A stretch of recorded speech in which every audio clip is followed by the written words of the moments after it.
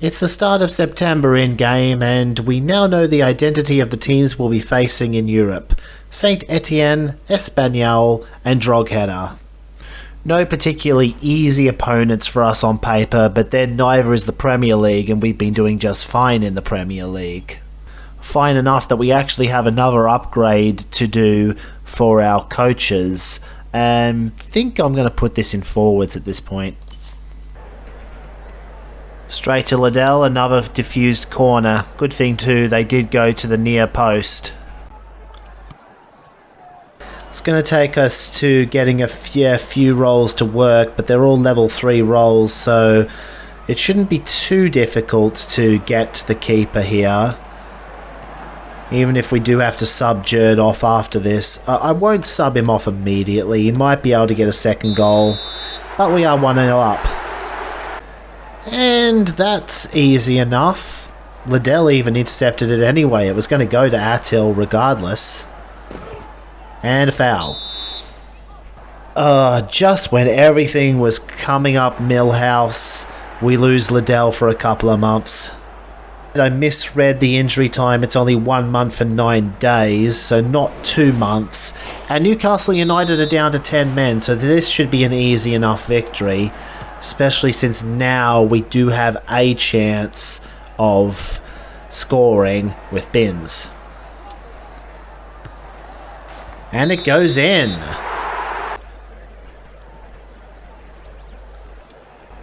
But somehow we cannot take the ball back, even though there's only 50 control with the motivation. Still a dangerous position. Could cross it. Wouldn't have mattered, but they score. Is he trying to double nutmeg with 2 CDs also able to tackle on the way? Come on. We got to get at least one of these right. Oh, what? We were sitting so pretty in this game, and now all of a sudden it's 2-2, and there's a very real risk that we outright lose the game. We do at least have the chance off the kickoff to do something. Well, we're back up at least. Oh, and he somehow managed to beat 2 much better control guys, and I've put Davenport in the wrong place too, and Doumbia's going to have a crack. Off the dribble, we should have won that game easily, but I guess they just had too much. Or at least they did on offense, but no excuse for getting a draw after going 2-0 up with a one-man advantage. I will work towards this dedication boost so that eventually Jerd can have over 100 accuracy, which will be very nice for regular shooting. Well, lads, it's Tottenham. And not really a matchup for bins, but definitely something Davenport could do something in. You know what if I just double nutmegged at this point? We could certainly do it. That works, I think. Goes through the CD, so there's no play. Oh, it's going to be really difficult for Malin to hold that position. I'm going to have to loft this over, I think, to get... No, lost it anyway. Okay, this is probably going to be the dumbest play I've made on this game. But if it all works to plan... So it fails at the first hurdle and I don't get to show my fancy play at all.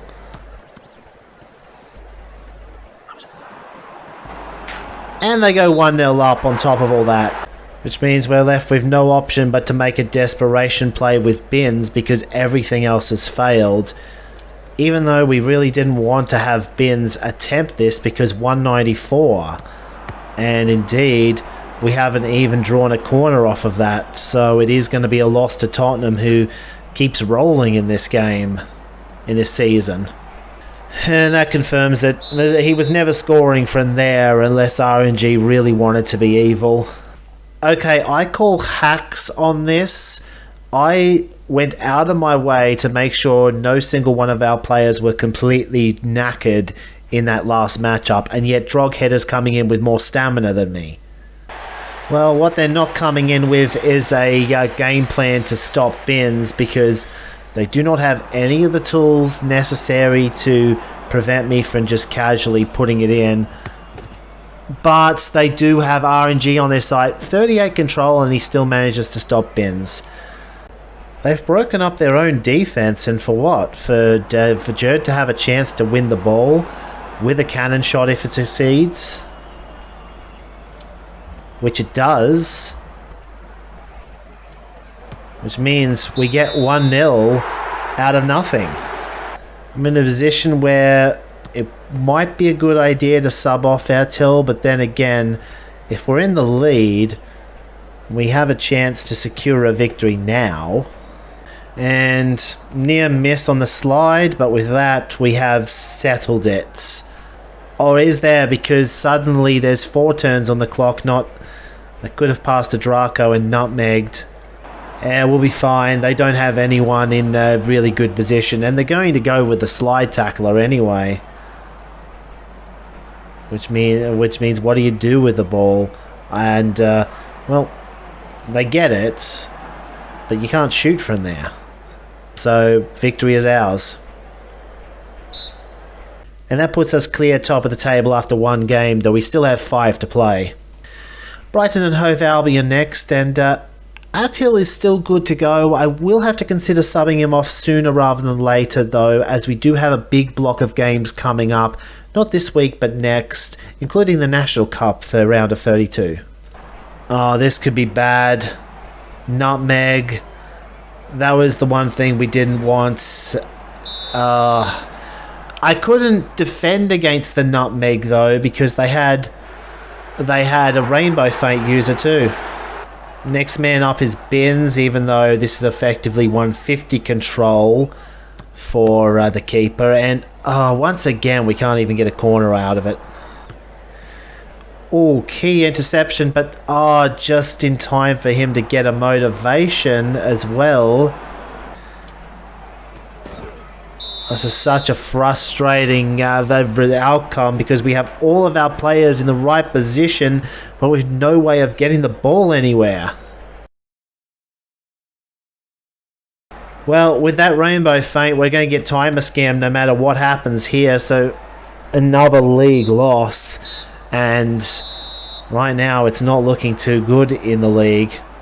In some better news, Delbridge has level 2 slide tackle, so I may be able to use him a lot more aggressively, because with level 1 slide I was very hesitant to use it unless it was an emergency. What kind of formation am I even looking at with Crystal Palace? You've got 4 goalkeepers with those 2. The one time we have the advantage on the pass, saved because Attil was able to use his second ability. Oh, that's going to help us a lot, because now they can't get the ball off of us, and I'm not sure they can defend the pass. Oh no, they can. Davenport can step into it though, and because we have all 3 actions, which means Davenport's going to get an assist and Jerd is going to get the goal, so we go 1-0 up out of nothing. That is still the risk. We have so much control to play. Thought I'd take the risk there, because that way I don't have to deal with one of the wing backs trying to rainbow feint in. Thought the sweeper being there would be an issue, but it's not. We can just rainbow and then cannon.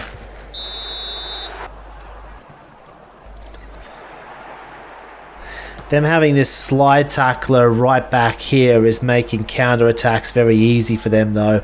This is going to be a double nutmeg, isn't it? But they don't have a... Are you kidding me? Ben still has his motivation though, so this is a really good chance. So of course Draco misses up the cross again. Well, not every time, but often enough that it's... feels like Draco is cursed on these crosses. Wouldn't it be weird if we won the EFA Cup and barely avoided getting relegated in the Premier League at the same time?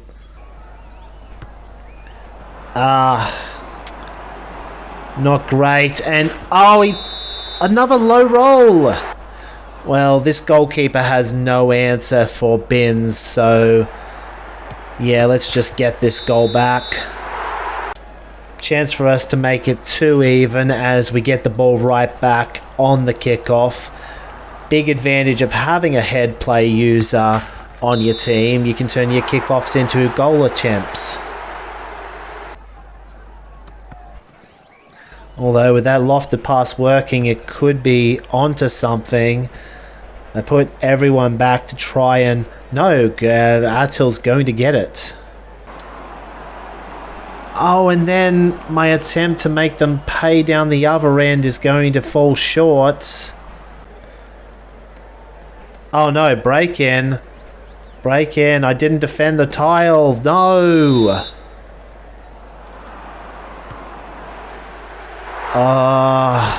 That was a mistake, leaving the tile exposed, and I didn't even have a chance to make the substitution I needed to make because it was a penalty.